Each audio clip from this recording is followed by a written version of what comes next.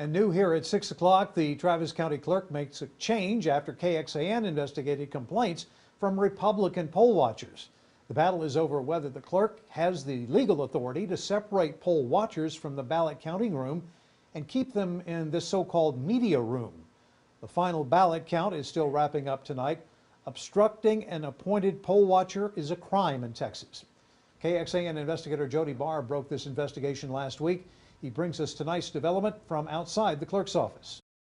Well, the county wrote in a response to the Texas Supreme Court that the clerk will now allow poll watchers out of that media room and into the room where the ballot counting is happening. But poll watchers involved in this litigation tell me this is all too little, way too late. This photo best illustrates the divide between the Republican poll watchers and Travis County ballot counters. The county clerk has agreed to allow poll watchers out of this room and into the ballot counting room on a rotating basis. This court filing shows the clerk also directed her staff to only use computers with screens facing poll watchers, so none of them are hidden. Is this too little, too late? Well, you know, after the body's already hit the floor, it's a little late to say, I promise never to do it again. But better late than never, I guess. There are upcoming elections. John Wood and his wife, Cornelia Foster, filed a complaint about being sequestered in the media room to observe the July elections.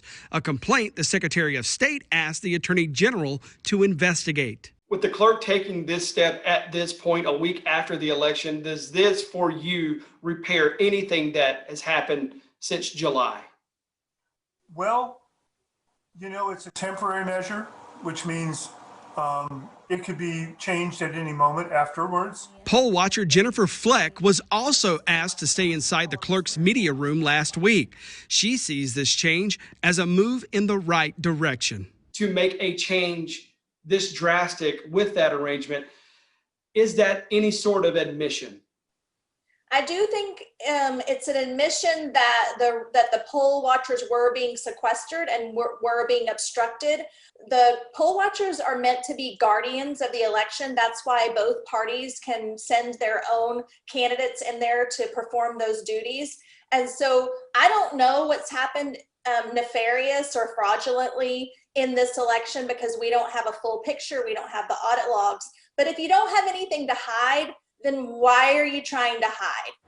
Well, there is still a catch. Nothing in the clerk's response indicates that this is permanent. In fact, her changes refer to, quote, the limited remaining time that counting will take place for this election. The clerk has not responded to our request for an interview or to let us get inside to show you this new setup. From the Travis County Clerk's Office, Jody Barr, KXAN investigates. And Lieutenant Governor Dan Patrick is making national headlines tonight. An email today from his campaign says Patrick will offer up to $1 million to, quote, incentivize, encourage, and reward people to come forward and report voter fraud. He's asking whistleblowers and tipsters to turn over their evidence to local law enforcement. Patrick's campaign says he will pay a minimum of $25,000 to anyone who provides information that leads to an arrest and final conviction for voter fraud. KXAN's John Engel is exploring the politics of this announcement. Have an update for us tonight at 9 and 10.